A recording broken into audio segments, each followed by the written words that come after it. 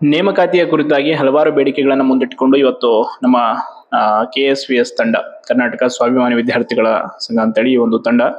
ಈ ತಂಡದಲ್ಲಿರುವಂತವರು ನಮ್ಮ ಲಕ್ಷ್ಮೀಕಾಂತ್ ಸರ್ ಅಂತೇಳಿ ನಿಮ್ಗೆ ಆಲ್ಮೋಸ್ಟ್ ಸ್ಪರ್ಧಾಕಾಶಿ ಅಕಾಡೆಮಿ ಅಂತೇಳಿ ಗೊತ್ತಿರಬಹುದು. ಈಗಾಗಲೇ ಈ ಹಿಂದಿನ ಹಲವಾರು ಶಿಕ್ಷಕರ ನೇಮಕಾತಿಗಾಗಿ ಹೋರಾಟಗಳು ಮತ್ತು ಶಿಕ್ಷಕರ ನೇಮಕಾತಿಯ ಒಂದು ಕುರಿತಾಗಿ ಹಲವಾರು ವಿಚಾರಗಳನ್ನ ಧ್ವನಿ ಎತ್ತಂತವ್ರು. ಅಂಡ್ ಸಂದೀಪ್ ರೈ ನಿಮ್ಗೆ ಗೊತ್ತಿದೆ, ಈ ಹಿಂದೆ ಹಲವಾರು ಹೋರಾಟಗಳಲ್ಲಿ ಸಕ್ರಿಯವಾಗಿ ಭಾಗವಾಗಿದ್ದಂಥವ್ರು. ಎಲ್ಲರೂ ಕೂಡ ಒಂದು ಸಮಾನ ಮನಸ್ಕರ ತಂಡ. ಇವತ್ತು CM ಅವರನ್ನ ಭೇಟಿ ಮಾಡಿ ಒಂದಿಷ್ಟು ಮಾಹಿತಿಗಳನ್ನ ಪಡೆಯೋದಕ್ಕೆ ಅಂಡ್ ನಮ್ಮ ಒಂದು ಮನವಿಗಳನ್ನ ಕೊಡೋದಕ್ಕೆ ಹೋಗಿದ್ರು. ವಿಶೇಷವಾಗಿ ಅದರಲ್ಲಿ ಪ್ರಮುಖವಾದಂಥ ಬೇಡಿಕೆ ಅಂತಂದ್ರೆ, ಈಗ ಯಾವುದ್ಯಾವುದೆಲ್ಲ ಆರ್ಥಿಕ ಇಲಾಖೆಯಿಂದ ಅನುಮೋದನೆ ಸಿಕ್ಕಿದೆ, ಸೊ ಆ ಎಲ್ಲ ಹುದ್ದೆಗಳ ಒಂದು ನೇಮಕಾತಿಯನ್ನು ಕೂಡಲೇ ಪ್ರಾರಂಭಿಸಬೇಕು. ಅಂಡ್ ಇನ್ನು ಏನೇನೆಲ್ಲ ಕಾನೂನು ತೊಡಕುಗಳಿದೆ, ಸೊ ಎಷ್ಟು ದಿನ ಆಗಬಹುದು, ಅಪ್ರಾಕ್ಸಿಮೇಟ್ ಏನೇನೆಲ್ಲ ಬೆಳವಣಿಗೆ ಅಂತ ಇವತ್ತು ಸಚಿವ ಸಂಪುಟಗೆ ಸಭೆಗೆ ಮುನ್ನವೇ ಒಂದು ಮಾಹಿತಿಯನ್ನು ಪಡೆಯೋಣ ಅಂತೇಳಿ. ಬಟ್ ಇವತ್ತು CM ಅವರು ಸಿಗದ ಕಾರಣ ಅವರ ಒಂದು ಕಾನೂನು ಸಲಹೆಗಾರರು ವಿರಾಜಪೇಟೆಯ ಶಾಸಕರು ಪೊನ್ನಣ ಅಂತೇಳಿ ಅವರು ಇವತ್ತು ಎಲ್ಲ ಒಂದು ಅಭ್ಯರ್ಥಿಗಳನ್ನ ಭೇಟಿ ಮಾಡಿ ಒಂದಿಷ್ಟು ವಿಚಾರಗಳನ್ನ ಹಂಚಿಕೊಂಡಿದ್ದಾರೆ, ಹಾಗೆ ಮನವಿಯನ್ನು ಕೂಡ ತೆಗೆದುಕೊಂಡಿದ್ದಾರೆ. ಮೊದಲನೇದಾಗಿ ತುಂಬಾ ಪ್ರಮುಖವಾದಂಥದ್ದು ಅವ್ರು ಹೇಳಿದಂಥ ವಿಚಾರಗಳಿಲ್ಲಿ ಅಂತಂದ್ರೆ, ಒಂದು ಈ ನೇಮಕಾತಿಗೆ ಇರುವಂಥ ಕಾನೂನು ತೊಡಕುಗಳು, ಎಸ್ಪೆಷಲಿ ಒಳ ಮೀಸಲಾತಿದು ಅಂಡ್ 56 ರಿಸರ್ವೇಷನ್ ಕೇಸ್ದು, ಅಂಡ್ ಇನ್ನೊಂದು ಅಲೆಮಾರಿ ಸಮುದಾಯದವರು ಹಾಕೊಂಡಿರುವಂಥ ಕೇಸ್.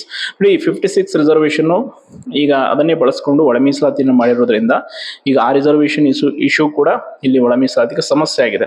ಸೊ ಹಂಗಾಗಿ ಅದು ಸದ್ಯಕ್ಕೆ ತಾತ್ಕಾಲಿಕವಾಗಿ ಅದಕ್ಕೆ ಏನೇನು ಮಾಡಬೇಕು ಪರಿಹಾರಗಳನ್ನ ಈಗ ಮಾಡಿದ್ದಾರೆ. 9 ಶೆಡ್ಯೂಲ್ಗೆ ಸೇರಿಸೋದಕ್ಕೆ ಪ್ರಸ್ತಾವನೆ ಕಳಿಸಿರುವಂಥದ್ದು ಮೊದಲೆಲ್ಲ ಆಗಿದೆ. ಇನ್ನು ಕೋರ್ಟಲ್ಲಿ ಈಗ ಒಂದು IAN ಹಾಕೊಂಡಿದ್ದಾರೆ ಅವಕಾಶವನ್ನು ಕೋರಿ ನೇಮಕಾತಿಗಳಿಗಾಗಿ. ಸೊ ಅದು ಮಾರ್ಚ್ 2ನೇ ತಾರೀಕು ಕೋರ್ಟ್ ರಜೆ ಇದೆ ಅಂತೇಳಿ ಮಾಹಿತಿ ಇದೆ.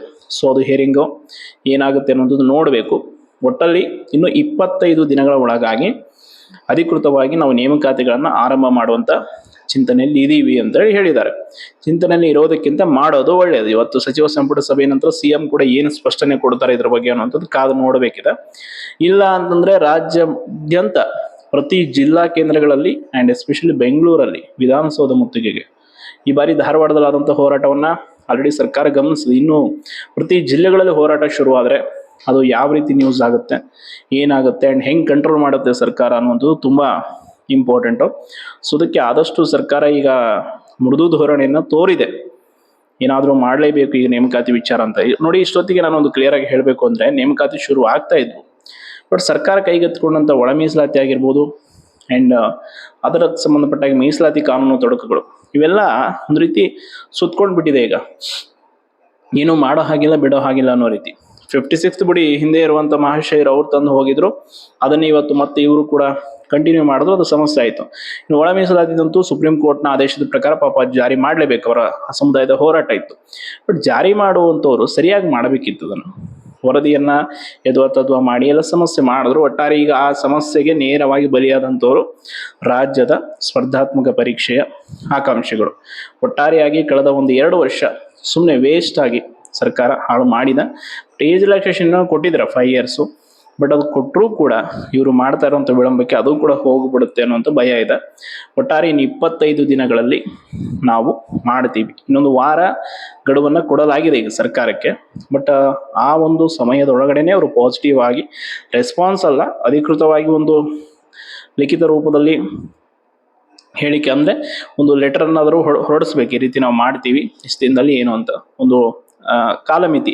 ಸುಮ್ಮನೆ ಟೈಮ್ ವೇಸ್ಟ್ ಮಾಡ್ಕೊಂಡು ಕೊಡೋಕ್ಕಾಗಲ್ಲ. ಇಲ್ಲಾಂದ್ರೆ ಇನ್ನೊಂದು ಹೋರಾಟವನ್ನಾದರೂ ರೂಪಿಸ್ತಾರೆ, ಏನಾದರೂ ಮಾಡ್ತಾರೆ. ಮತ್ತಷ್ಟು ಹೋರಾಟದ ಕಾವು ಹೆಚ್ಚಾಗ್ತಾನೆ ಇದೆ ದಿನದಿಂದ ದಿನಕ್ಕೆ. ಈಗ ನಾಳೆ ಮತ್ತೆ ಮೈಸೂರಲ್ಲಿ ಹೋರಾಟ ಇದೆ, ಮತ್ತೆ ಗುಲ್ಬರ್ಗಾದಲ್ಲಿ ಬೇರೆ ಬೇರೆ ಕಡೆ ಎಲ್ಲ ಮಾಡೋದಕ್ಕೆ ಸಿದ್ಧತೆ ನಡೀತಾ ಇದೆ.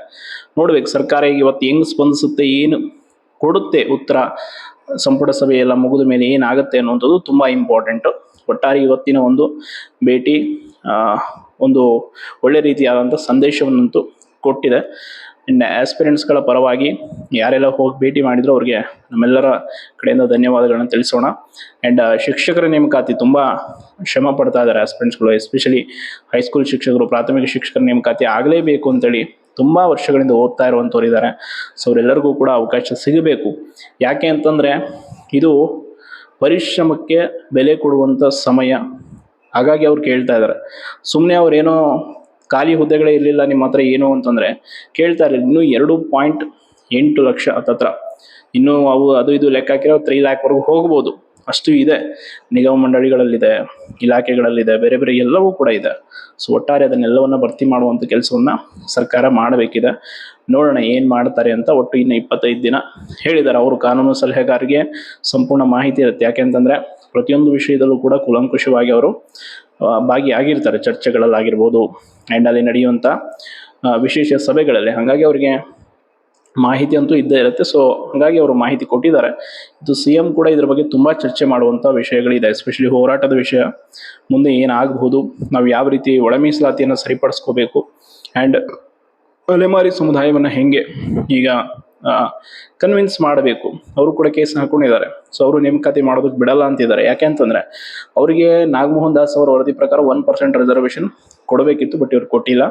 ಆ್ಯಂಡ್ ಈಗ ಅವ್ರದ್ದು ಒಳ ಮೀಸಲಾತಿ ಇವೆರಡು ಬಗೆಹರಿಸ್ಕೊಂಡು ಕೋರ್ಟಲ್ಲಿ ಅವಕಾಶ ಪಡ್ಕೊಂಡು ನೇಮಕಾತಿ ಮಾಡೋದಕ್ಕೆ ಸಿದ್ಧ ಆಗಬೇಕು. ಈಗ ಇಮಿಡಿಯೇಟ್ ಆಗಿ ಆದರೂ ಅಟ್ಲೀಸ್ಟ್ ಏನಾದರೂ ಒಂದು ಉತ್ತರವನ್ನು ಸರಿಯಾದ ರೀತಿಯಲ್ಲಿ ಕೊಡಬೇಕು. ಮತ್ತು ಈ ಗೃಹ ಸಚಿವರು ಹೇಳ್ತಾರಲ್ಲ, ಶಿಕ್ಷಣ ಸಚಿವರು, ಗೃಹ ಸಚಿವರು, ಇನ್ನೊಂದು ವಾರದಲ್ಲಿ ಆಗುತ್ತೆ, 2 ದಿನದಲ್ಲಿ ಆಗ್ಬಿಡುತ್ತೆ, ಇಷ್ಟು ಇದೆ ಅಷ್ಟಿದೆ, ನಾವು ಹಿಂದಿನ ಸರ್ಕಾರದ್ದು ಮಾಡಿರೋದನ್ನೆಲ್ಲ ನಾವು ಮಾಡಿದ್ದೀವಿ, ತಾವೆಲ್ಲ ಸುಳ್ಳು ಭರವಸೆ ಅಲ್ಲ. ಒಂದು ಗ್ಯಾರಂಟಿ ಆದಂಥ ಭರವಸೆ ಬೇಕು. ಇದು ಗ್ಯಾರಂಟಿ ಯೋಜನೆ ಅಲ್ಲ, ಗ್ಯಾರಂಟಿ ಭರವಸೆ. ಈ ಗ್ಯಾರಂಟಿ ಯೋಜನೆಗಳೆಲ್ಲ ಆಲ್ರೆಡಿ ಎಲ್ಲ ಹಾಳು ಮಾಡಿಬಿಟ್ಟಿದೆ ರಾಜ್ಯವನ್ನು. ಸೊ ಅದಕ್ಕೆ ಈಗಂತೂ ಇಷ್ಟು ವಿಷಯ ಇವತ್ತು ನಮಗೆ ಸಿಕ್ಕಿರುವಂಥದ್ದು. ನೋಡಿ, ತುಂಬ ಪ್ರಶ್ನೆ ಕೇಳ್ತಾ ಇದ್ರಿ, ಹೋರಾಟದಿಂದ ಏನಾಯಿತು, ಈಗ ಇನ್ನೆಷ್ಟು ದಿನ ಆಗ್ಬೋದು ನೇಮಕಾತಿಗೆ, ಅದು ಇದು ಅಂತ ಪ್ರಶ್ನೆಗಳು ಆಸ್ಪಿರೆಂಟ್ಸ್ಗಳಿಂದ ಬರ್ತಾನೆ ಇದ್ವು. ಸೊ ಆ ಪ್ರಶ್ನೆಗಳು ಎಲ್ಲದಕ್ಕೂ ಕೂಡ ನಾನು ಉತ್ತರ ಕೊಡುವಂಥ ಕೆಲಸವನ್ನು ಮಾಡಿದ್ದೀನಿ. ಸೊ ಇದನ್ನು ನೀವು ಸರಿಯಾಗಿ ತಿಳ್ಕೊಳ್ಳಿ, ಪ್ರಿಪ್ರೇಷನ್ ಮಾಡಿ. ಆ್ಯಂಡ್ ಅದರ ಜೊತೆ ಇನ್ ಕೇಸ್ ಇವರು ಇವತ್ತು ಸರಿಯಾಗಿ ಉತ್ತರ ಕೊಟ್ಟಿಲ್ಲ, ಹೇಳಿದ ಕಾಲಮಿತಿಯೊಳಗೆ ಮಾಡಿಲ್ಲ ಅಂದರೆ ಮತ್ತೊಂದು ಹೋರಾಟ ಅಂತೂ ಅನಿವಾರ್ಯ, ಅವಶ್ಯಕತೆ ಎರಡೂ ಕೂಡ ಇದೆ, ಮಾಡಲೇಬೇಕು. ಸುಖ ಸುಮ್ಮನೆ ಅದನ್ನು ಬಿಡೋಕ್ಕಾಗಲ್ಲ. ಯಾಕೆ ಅಂತಂದರೆ ಇವರು ಬರೀ ಬಾಯಿ ಮಾತಿನ ಭರವಸೆಗಳನ್ನು ನಂಬ್ಕೊಂಡೇ ನಾವು ಇಲ್ಲಿವರೆಗೂ ಬಂದಿದ್ದೀವಿ. ಆಲ್ಮೋಸ್ಟ್ 1-2 ವರ್ಷದಿಂದ ಇದನ್ನೇ ಹೇಳ್ತಾ ಇದ್ದಾರೆ. ಸರ್ಕಾರ ಆಡಳಿತಕ್ಕೆ ಬಂದಾಗಿಂದ ನಾಳೆ ಮಾಡ್ತೀವಿ, ನಾಡಿದ್ದು ಮಾಡ್ತೀವಿ, ಈ ಹಿಂದೆ ಮಾಡಿರೋದನ್ನ ಹೇಳ್ತಾರೆ. ಅದರಲ್ಲೆಲ್ಲ ಇನ್ಕಂಪ್ಲೀಟ್. ಕೆಲವೊಂದು ಮತ್ತೆ ರಿನೋಟಿಫಿಕೇಷನ್ಗೆ ಹೋಗಿದೆ, ಲ್ಯಾಂಡ್ ಸರ್ವೇರು, ಮೋಟರ್ ವೆಹಿಕಲ್ ಇನ್ಸ್ಪೆಕ್ಟರ್ ಎಲ್ಲ. ಬಟ್ ಅದನ್ನು ಇನ್ನು ಯಾವಾಗ ಮಾಡ್ತಾರೆ ಅನ್ನುವಂಥದ್ದು ಈ KPSC ಅವ್ರಿಗೆ, ಈ ಸರ್ಕಾರದವರಿಗೆ ಗೊತ್ತು. ಯಾಕಂದ್ರೆ ಅವರಿಬ್ಬರು ಆಪ್ತ ಮಿತ್ರರು, ಏನು ಹೇಳಂಗಿಲ್ಲ ಅದ್ರ ಬಗ್ಗೆ. ಅವರಿಗೆ ಇವರು ಏನು ಹೇಳ್ತಾರೋ ಹಂಗೆ ಕೇಳ್ತಾರೆ, ಇವರಿಗೆ ಅವ್ರೇನು ಹೇಳ್ತಾರೋ ಹಂಗೆ ಕೇಳ್ತಾರೆ. ಯಾರು ಬೇರೆಯವ್ರ ಮಾತು ಕೇಳಲ್ಲ ಅವರು. ಸೊ ಅದಕ್ಕೆ ಇವರಿಬ್ಬರ ನಡುವಿನ ಹೊಂದಾಣಿಕೆಯನ್ನು ಎಲ್ಲ ಸರಿ ಆಗಬೇಕಲ್ಲ, ಅವ್ರಿಗೆ ಮಾಡ್ತಾರೆ ನೇಮಕಾತಿ. ಒಟ್ಟಾರೆ ಇಷ್ಟು ಮಾಹಿತಿ ಇದೆ. ಸೊ ಹೆಚ್ಚಿನ ಮಾಹಿತಿ ಏನಾದರೂ ಬೇಕಿದ್ರೆ ಈ ಕುರಿತಂತೆ ನಮ್ಮ ಟೆಲಿಗ್ರಾಮ್ ಚಾನಲ್ ಲಿಂಕನ್ನು ಡಿಸ್ಕ್ರಿಪ್ಷನಲ್ಲಿ ಆ್ಯಂಡ್ ಕಮೆಂಟ್ ಬಾಕ್ಸಲ್ಲಿ ಕೊಟ್ಟಿರ್ತೀನಿ, ಲಿಂಕ್ ಪಿನ್ ಮಾಡಿರ್ತೀನಿ. ಸೊ ಅಲ್ಲಿ ಜಾಯ್ನ್ ಆಗಿ ಹೆಚ್ಚಿನ ಮಾಹಿತಿ ಸಿಗುತ್ತೆ. ಧನ್ಯವಾದಗಳು.